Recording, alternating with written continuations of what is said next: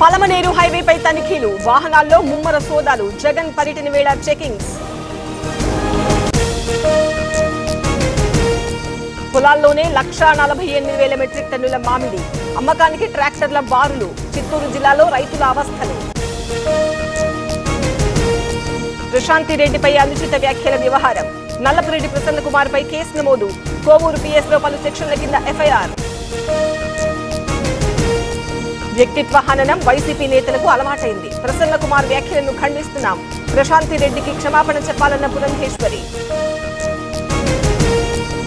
కనీస ప్రమాణాలు కరువు, సిగాచి పరిశ్రమలో నిబంధనల ఉల్లంఘన, నిర్లక్ష్యాన్ని ఎత్తి చూపిన పాత తనిఖీ నివేదిక.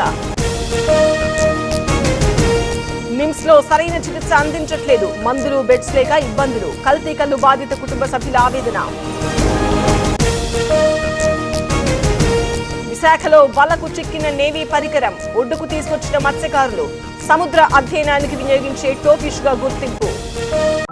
ఈ happy fathers to be day సందర్భంగా తండ్రి అయ్యే దిశగా అడుగులు వేయండి. OSS fertility in the good hands of science. Water tanker డ్రైవర్ల ఆందోళన, హైదరాబాద్ గుద్వేల్లో నిరసన, తమ సమస్యలు పరిష్కరించాలని డిమాండ్. మంచిర్యాల జిల్లా కోటపల్లిలో విద్యార్థినుల ఆందోళన, ఆశ్రమ పాఠశాల ప్రిన్సిపాల్ పై ఆరోపణలు, అసభ్యకరంగా ప్రవర్తిస్తున్నాడని ఆవేదన. హెచ్డిఎఫ్సి ఏటీఎంలో దొంగతనం, క్యాష్ బాక్స్ ఎత్తుకెళ్లిన దుండగులు, మేడ్చల్ జిల్లా జీడిమెట్ల సమీపంలో ఘటన. విశాఖలో గంజాయి కలకలం, జనావాసాల మధ్య పెరిగిన మొక్కలు ధ్వంసం చేసిన పోలీసులు.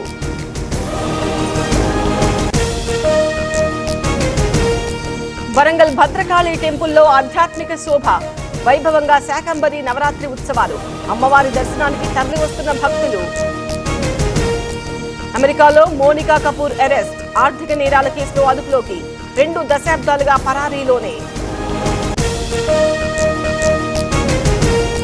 అలియా భట్ మాజీ పిఏ అరెస్ట్, 76 లక్షలకు పైగా మోసం చేసినట్టు ఫిర్యాదు, ముంబైలో అదుపులోకి తీసుకున్న పోలీసులు.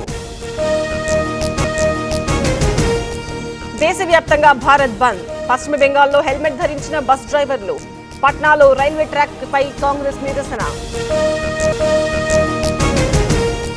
శాంతించిన బంగారం ధరలు, హైదరాబాద్ లో తులం 98,850 రూపాయలు, కిలో వెండి 1,19,000.